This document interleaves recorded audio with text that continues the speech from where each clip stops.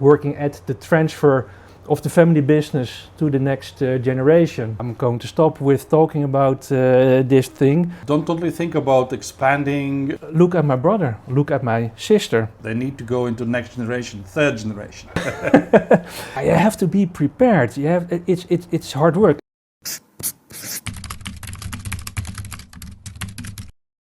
Hello, Michel. Welcome to Riga. Thank you. Thank you for having me. I'm Jānis Zelmenis, a lawyer and advocate, a pioneer of tax planning and family offices. Very happy to welcome you to Riga. Your full name is Michel Prent from BDO Netherlands. You are part of the podcast called BDO Talks. This time BDO talks to Michel, and please tell the audience what is bringing you to Riga again. To start with, thank you very much for having me, Jānis. I'm here now for the fourth time, I think, in Latvia.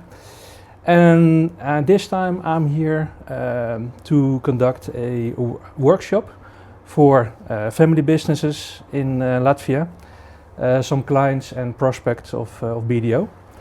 And I'm going to talk about family business, family dynamics with them, because that's my expertise.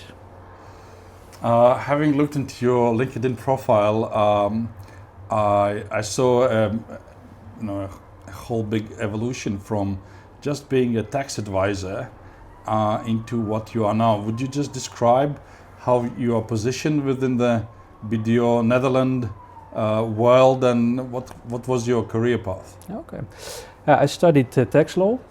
Graduated in 1997 and started working as a tax lawyer for family businesses, and I did that for about 10-15 years, advising family businesses, but after a while I was thinking, feeling, is this the thing I want to do until my pension?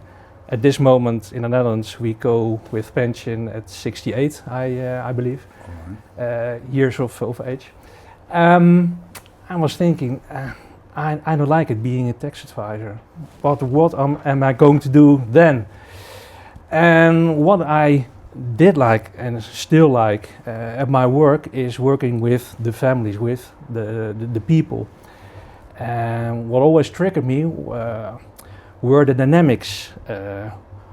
They were present when I was talking with families about their businesses.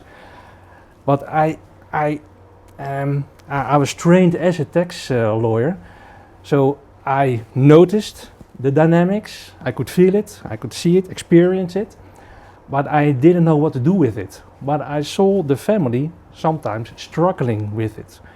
They cannot make decisions what to do in succession, transferring the business to the next generation, working together as family members was sometimes very difficult. So I thought I'm going to take another direction, and so I stopped being a tax advisor, and I started educating myself and followed some educations in the family dynamics, family systemic working. It's a little bit also about psychology. Mm-hmm. And I choose for BDO in 2017 to work over there, because BDO in the Netherlands, they have an advisory group for family businesses as a part of their advisory branch. And what we do is advising family businesses with all kinds of questions about working together, about how to make decisions, how to talk about working together, how to talk about transferring to the next generation, and how to keep the family and the business alive, so to say. So it's not easy. What I can hear is sounds a lot of trouble. I think the statistics, if they are correct, and I believe they are correct, that only 30% of cases succeed when it comes to passing the wealth to the next generation. Yeah. And when we talk family businesses, we mean large companies likes of IKEA or Philips, as it used to be, or Aldi or Adidas, that per se are large businesses, complex businesses, multinational businesses that need to be inherited. They need to go into next generation, third generation. Similarly, there are a lot of failures next to it. Let's go maybe practical and very harsh.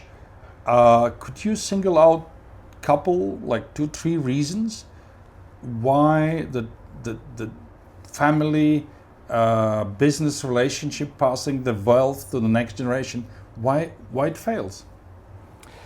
The main reason that it fails is lack of good communication. That's the main reason. Between the family members? Yes. When I talk to family members and I ask them, how's your communication? How do you relate to each other? And they say, perfect, fine. We talk with each other, we have some coffee with each other, we come at each other's birthdays, etc. Okay. And that would be the dad and mom and of course, siblings. And siblings. But when it comes to the more tough discussions, the tough themes, then there is often not any communication about. Or someone starts a talk about it and then sees the other reacting and then thinks, I'm going to stop with talking about this thing because what's going to happen? Is my dad or my mom become angry or something? I'm not going to talk about it. So I think the main reason that succession fails is a lack of good communication and also a lack of good preparation. It's a hard work transferring your business to the next generation.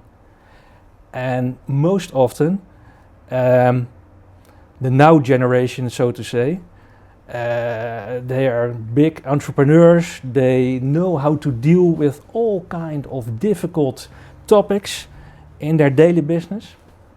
But when it comes to transferring the business to the next generation, they have never done that. So it's completely new for them. And it's not something that you do in about a week or half a year. Or you read in ChatGPT. Or you read in ChatGPT. No, please do not use ChatGPT for that, because that's another discussion, ChatGPT. You have to be prepared. It's hard work. And what we always tell the families, make the succession of your business, of your family business, make it part of your strategy. Make it part of your strategy. So it's not about only the business strategy, no, it's also about family strategy. So converting your message into different sort of words would be, don't only think about expanding the product range or geographies, yes, but number one, select the successor. Because I think it comes even from feudal society.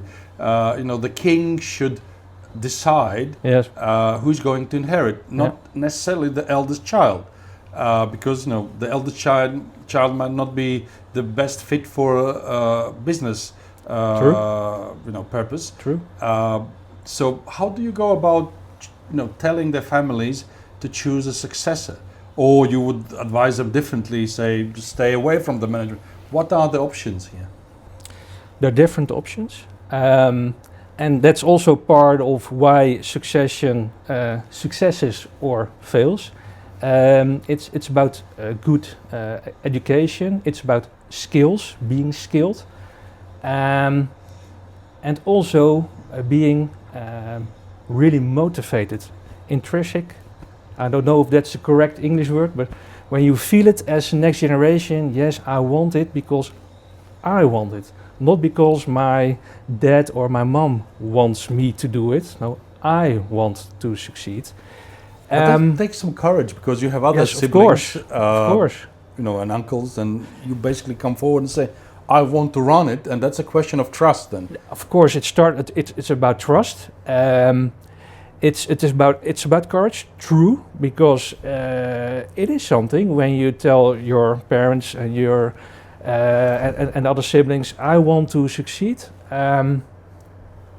But on the other hand, it also takes courage when you say, I don't want it, and that's even more difficult. Let's hire an external manager, or look at my brother, look at my sister. That's another question. The women in the family businesses. All right. Because that's a new trend, probably the 21st century trend. We see a difference in that, because we see a trend that also the daughters of the next generation are saying, we want to succeed. And when there's first, they look at the sons and the older sons, now the daughters say, I'm here also, I'm here also. I think that's a good development, of course. But they have another challenge, because they have the challenge, I'm a woman and I want to succeed. So that's kind of a double challenge. But to go back to being skilled, how to talk about that, how to decide about that. I think it's first important as a family that you talk with each other as a family, the now generation and the next generation. Why do we want to transfer it to the next generation, our family business? Well, not to sell it. That's not an option. Yes, why not sell it? Why do we want to transfer it? Because dad started it, or granddad started it, or now it's our child, so to say. We don't want to give it away. We want to keep it in the family. Okay. Why are we the best owners for this family business? Why? What makes us the best owners? Okay. What's the goal of this family business? Where do we want to go? What do we see in the market? What do we see coming through the family business? What does it ask from the business? What does it ask from us as a family? And more specific, what does it ask from the next owner, the next leader? That is the next generation. Very, very tough questions. Very challenging. Really. When I asked the question, are you the best owner? Sometimes they look at me, what are you asking? Okay. And then I keep quiet, and then you see them thinking, what makes us the best owner? Good question. Perfect. Then they start thinking. And then my role is that they discuss that with each other. Because it's perfect when they're thinking here and feeling here, but it's even more important that they come to talk with each other about it, so that each other knows how the other is thinking about succession, about what is our goal, about working together. Because when you're not talking about it, you don't know. And that's all about communication. But let's mention a few practical issues, yes? Big hurdles. Some people say, well, I have a will. Yeah. I've already decided. Would that be sufficient? Or some people say, well, I've arranged a trust and put my business into trust. Mm-hmm. Is that enough, or is it just a beginning of something, or it's a beginning of a problem, or it's a part of a solution? Yeah. How you would, I have an offshore company, or... Yeah. I think a will, on one hand, I think will is a good thing. And on the other hand, it's kind of interesting. When I talk with families about transferring to the next generation, and they often think it's difficult to talk about. because they say I have like 4 children and I love them all. My only possessions is the shares in the family business, so I want to treat my children equally, so 25% each. Or perhaps not, because one of them, I think he or she is the real entrepreneur. So perhaps I have to transfer the shares, all my shares, to that child. During lifetime. During lifetime. But it's hard thinking and discussing, and before you know, you're 1 or 2 years further in discussion. And then I ask, we have a will. Yeah. What does the will say? Who are the heirs? Yeah, of course, my children. Okay. What's the difference between having will or not having? Yeah. So when you die tomorrow, then your shares go equally to your children. Oh, yeah, that's true. That's true. Of course, I understand when you make your will, the first thing you do is, okay, I have 4 children, I want to treat them equally. I understand. But I think it's the responsibility of a parent. I'm also a parent, I have a son. I think it's a responsibility as a parent to think, what am I doing when I transfer the shares of my business to my children? In equal shares? In equal shares. Is that really fair for my children? But is it also really fair for the business? For the business? There are working people who are who depend on the family Hundreds business. sometimes even thousands. Yes, they have to pay the mortgage with it. They eat from it, so to say. So you have responsibility, and so I think it's a responsibility as a parent to think about, okay, I have a will, the heirs are my children, so when I pass away tomorrow, okay, the ownership of the family business goes to my children. So and the will, what you are saying, is by far not sufficient? Not sufficient enough, no. What's a document? How do you call the document that is bridging the gap between the, so to say, civil law will and practical reality that allows you to transfer the business? I would say that's the family constitution. And the family constitution, it is a document. Is it somehow connected? Is it sort of plugged into will, or it's just autonomous? How does it work? It is connected. With the family constitution, the family starts talking about topics like family strategy, the ownership strategy, about who can become owner of the family business, and when, and under which circumstances, who can have control of the family business, how is decision making going in the family business, how is communication going in the family business, what's our role as family members in the family business, and how are we treating family members working in the family business? Are we treating them equal as non-family employees, workers, or do we make exceptions? And there's no good or wrong, but please think about it in advance. And family members, are we paying them all equally, no matter what they are doing, from being the truck driver to working in the board?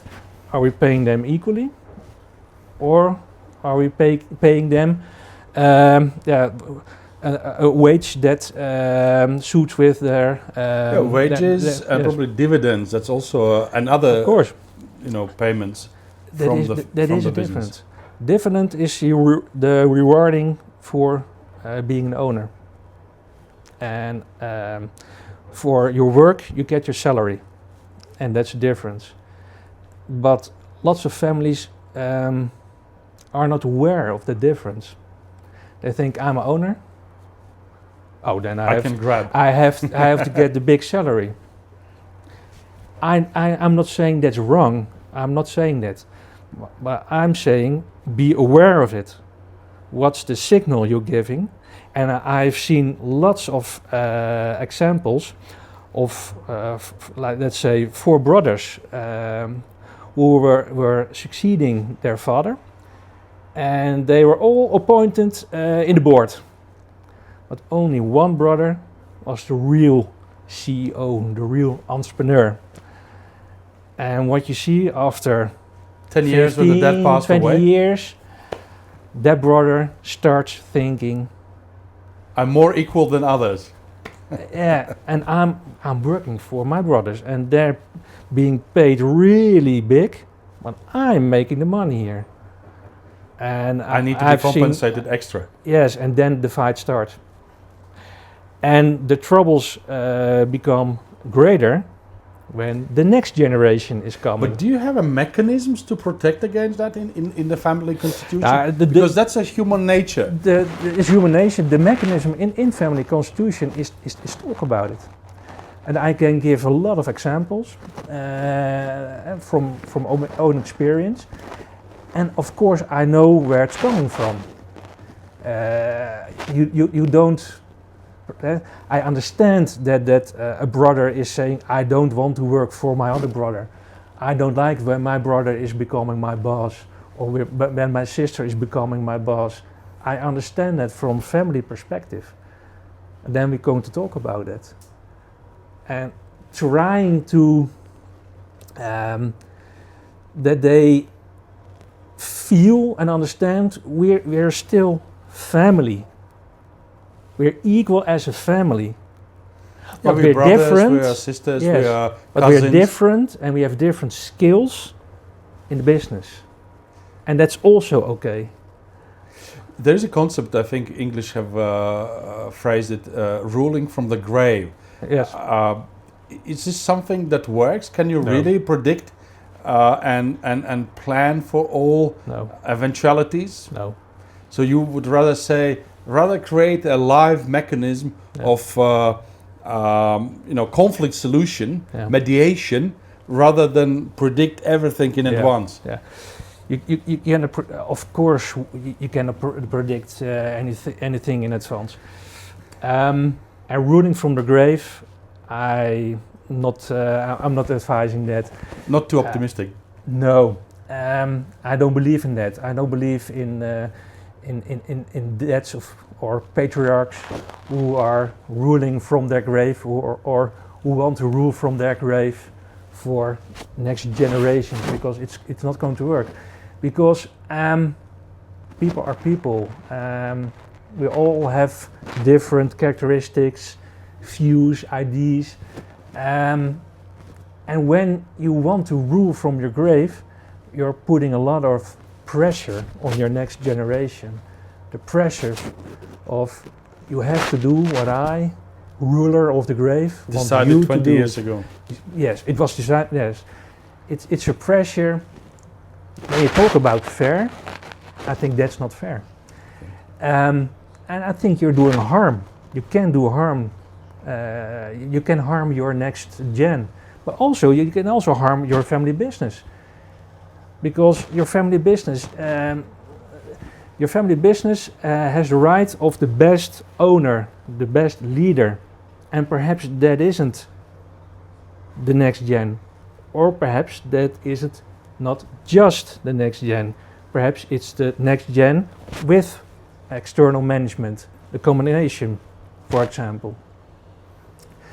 So when I go back to the family constitution, I think that's a real good mechanism to talk as a family about all kinds of topics I already mentioned.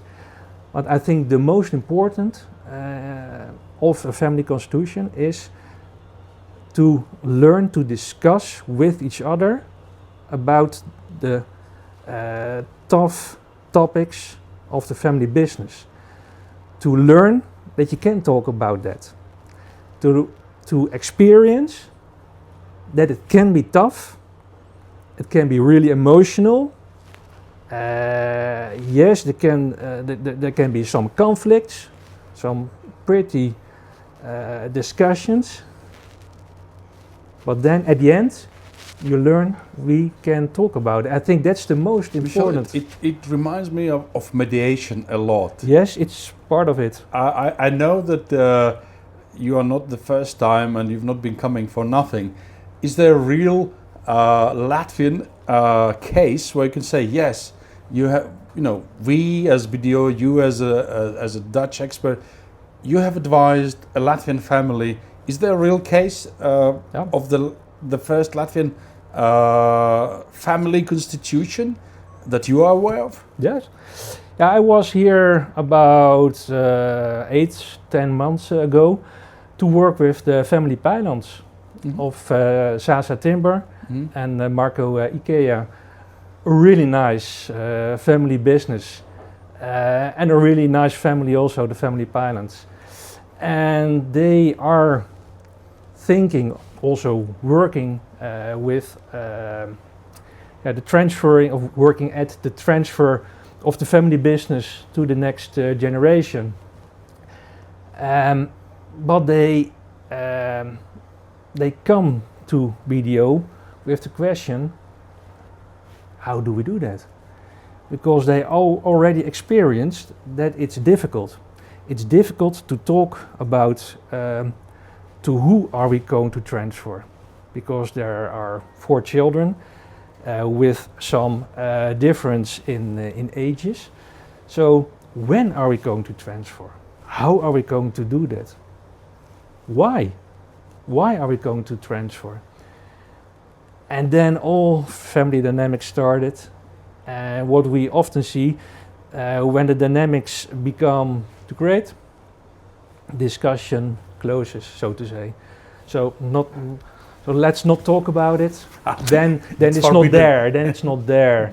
and it was also, you saw it also at the family pylons, and it's pretty normal. I see it with lots of family businesses. So it's Philips it's pretty normal as a family.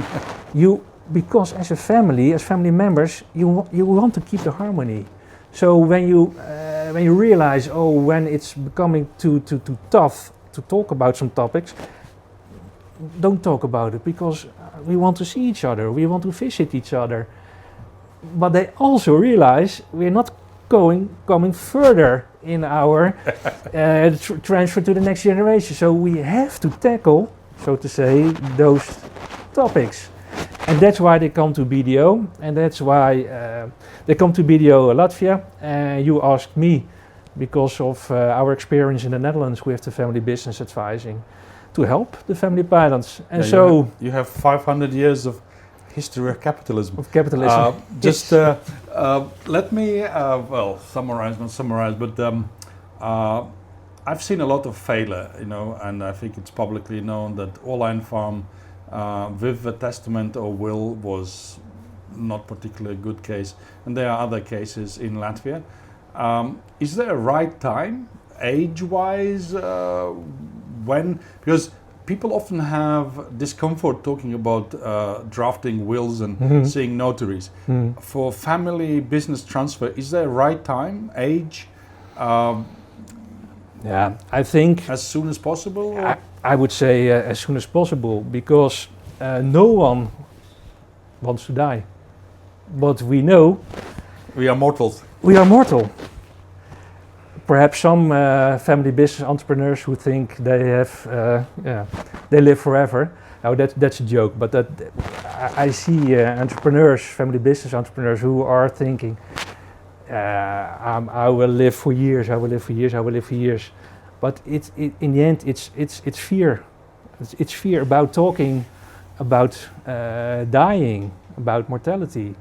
I think that's also part of taking responsibility.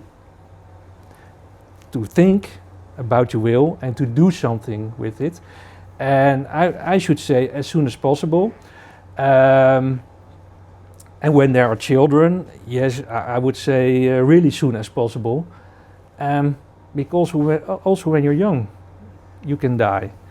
So, and another thing that's really important, I think, is when you have drafted your will and mentioned your children in it and perhaps other people, Because some colorful entrepreneurs, they have children out of marriage, out of different relationships. You know, some are recognized, some are not. There are a lot of legal issues, and talk about family dynamics. Yes, talk about family dynamics. Some people say, should you know, when you talk family, should in-laws, like you know, some guys are married or some ladies are married, should the in-laws be involved in a family discussion, or what's Dutch?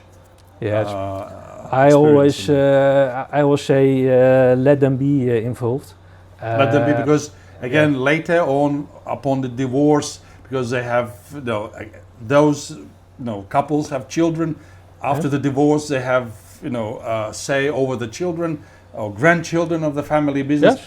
Yes, better involve them rather than keep them in blind. Because being involved doesn't say that they can become owner, and doesn't say that they can have steady income get or control. Anything. No, let them be involved, so that they understand what's the family business about, that they understand who are the owners, that they understand why is this family, why is my family-in-law doing this, and what does it take from my wife or husband for being an owner in that family business, and that I as an in-law understand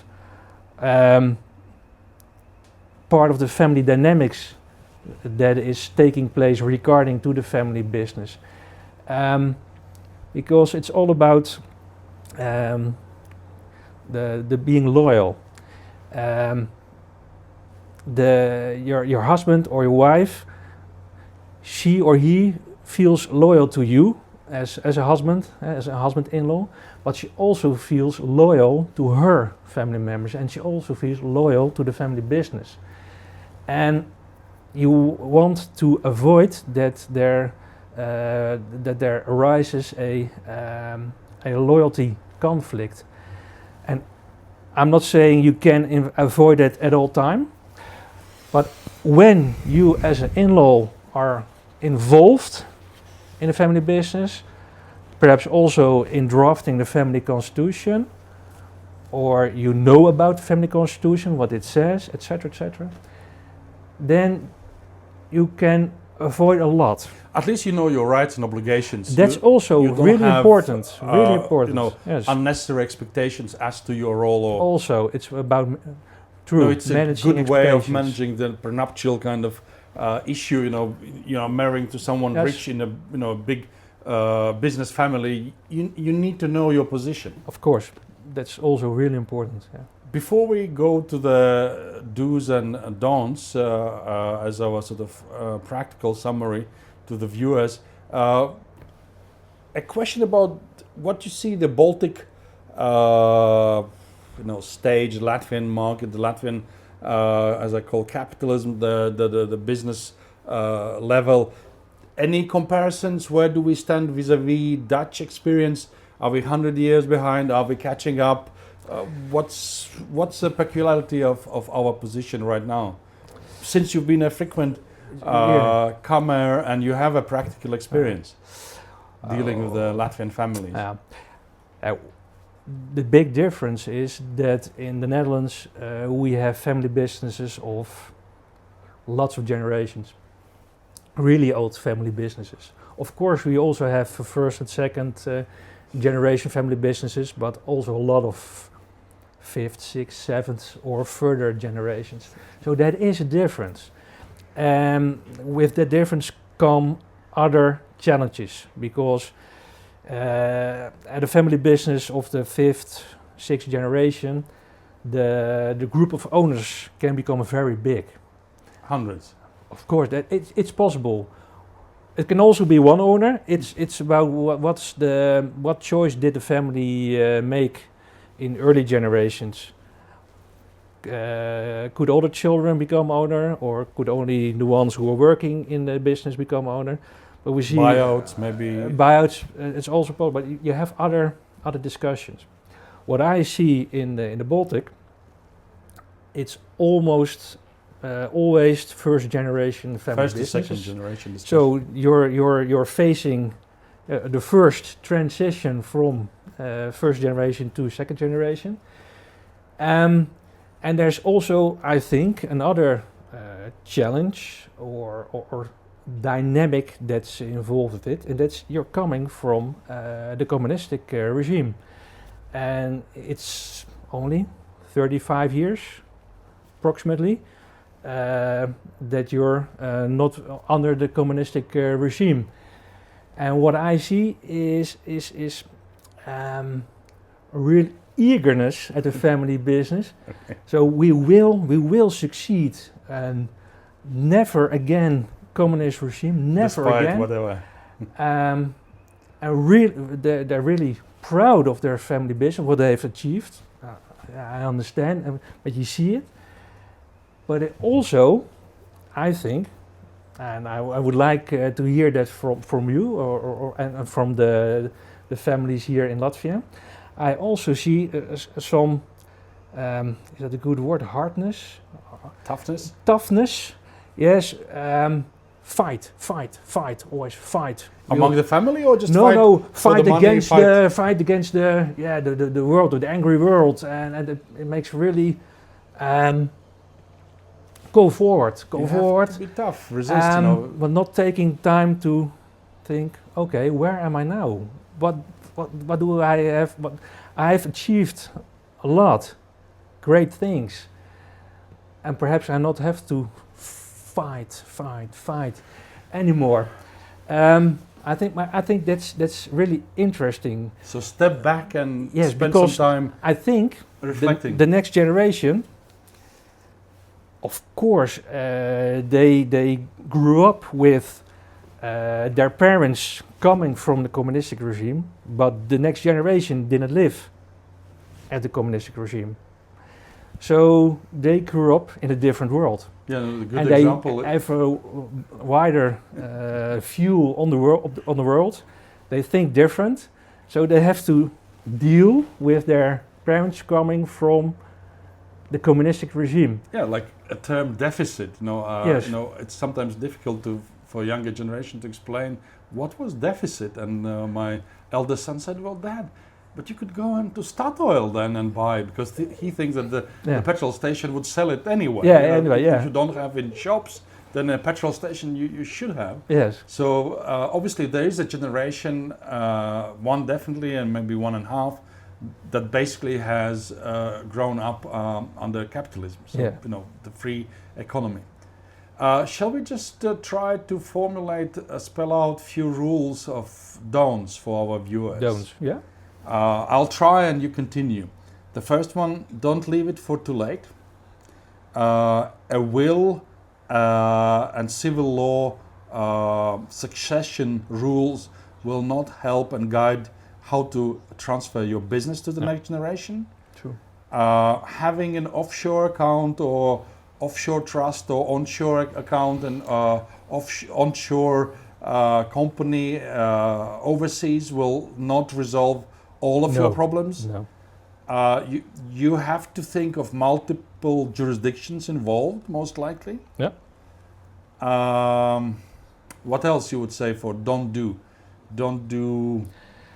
Don't put the tough discussions away, because they will arise, they will come. I always give the example, when you're young, you're perhaps playing in the swimming pool with a ball, and when you push the ball on the water, it just jumps out. You want to hold it. In the end, it jumps out. That's all about the tough themes, about emotions, etc. You can't put them away. So put them on the table. And yes, that's difficult, but let advisors help you with that. And that's also a normal Dutch way of, there is experience. Yes, you can buy it. It's available. It's available. It's there, and we have the experience with that in the Netherlands for decades. Yes, hundreds of years. Hundreds of years. Yes. How about just finally, on a final kind of note, the term family office. Just describe it. Is it overlapping? Is it about business? Is it about accounting? Is it part of what you are doing? Yes, it's for sure it's a part of what we are doing. I'm always saying family office. There is not one family office. There is no blueprint of a family office. And most often when one talks about a family office, it's often about shares, very technical, financial, about wealth. True, that's one part of it. Bank accounts, statements, accountants. Of course, and it's all true. But I think it's also about the family. It's also about, we have grown some wealth. We have a family business, it goes well, great profits, we earn great money with it. Or perhaps we have sold the business, and from one day to another day, we have a huge amount on our bank account. And then it starts, what are we going to do with this? It's not a dynamic. It's not the dynamic of there's a building with machines and people working in it. Now there's a bank account. Full with money. Full of money. That does something with a human. So it starts with that, the selling of the family business. It's you have to adapt as a family with that, and then there's money. Think about what are we going to do with it, with the money, and how to introduce that money with our children, and the role of our children in it, and are we going to invest, to participate? What are we going to do? And I think that's all about organizing the family wealth. So we don't talk a lot about family office. We legal talk about entity or no. We talk about organizing the family wealth, because it's all about organizing. The wealth is developing. The family is developing, and what's needed now isn't needed. Let's say 5 or 10 years. Then something else is needed. So it's also dynamic. It's evolving. Still on the failures, I think the failures that make people more wise, and clever people learn from other people's mistakes. So what about the specific moment in history when Latvian business families face the first generation into second generation succession, basically, which is the starting point for the third, fourth, and fifth in order to achieve the Dutch standard. What are the typical pitfalls from your Dutch experience between first and second generation? What is a must and what are the don'ts? The must is think about, first generation has established a really nice family business. But a first generation entrepreneur is, a typical entrepreneur. He or she started something from nothing. So they have struggled, they have experienced everything. Blood, sweat and tears, so to say, in good Dutch. Very familiar. And they have accomplished something. But now the transfer to the next generation is also thinking about the transfer of the whole family business. What is the future of that business? What is necessary for the business? So it's thinking about. So if you're in a pharma business, you start thinking, what's the future of that particular pharma business 20, 30 years ahead? Think about it, talk about it. What's necessary? What do we have to do? What kind of investments do we need? And first, of course, you have to think about the strategy. And you have to discuss that also with your next generation. If your wish is to transfer the business to the next generation, because the next generation, they have to do it. So what's their vision? And the pitfall is, as a now generation, not talking with the next generation about it. And just deciding transfer the business to the next generation. No, involve the next generation with discussing about the future, because they have to do it.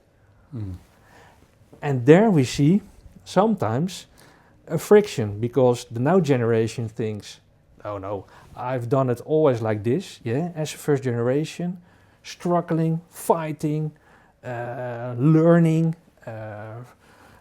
experience all kinds of frustrations, etc., etc. But that doesn't have to say that the next generation is going to experience exactly the same. And perhaps the next generation is educated differently than the first generation. Next generation... They are born in wealth. Born in wealth, yes, and born in another world with other ideas. And that can also be very good ideas, not only bad ideas, but also good ideas. So a pitfall is not involving the next generation in the discussions. Please involve them. And don't run into a technical stage. Okay, start creating trusts. Creating family offices. No. They would not help. I always say, what do you want as a family? Do you want family optimal, or do you want tax optimal? And almost always say we want family optimal, because we are a family, we want to keep the harmony. And then I always say the tax and the legal stuff, you can arrange that. First, it's about you. What do you want? And do you understand each other? Because the pitfall is talking about all kinds of legal details, tax details. You can do this and then you have to pay no tax at all, or very few tax, etc., etc. But it's secondary. It's only secondary. It's only second degree. Yeah. I think then, Michel, a big handshake. Thank you for coming to Riga. Thank you for having me.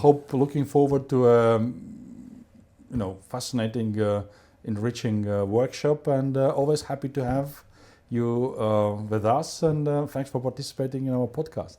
Thank you for having me. It's always very, it's a big pleasure to be here. Thank you.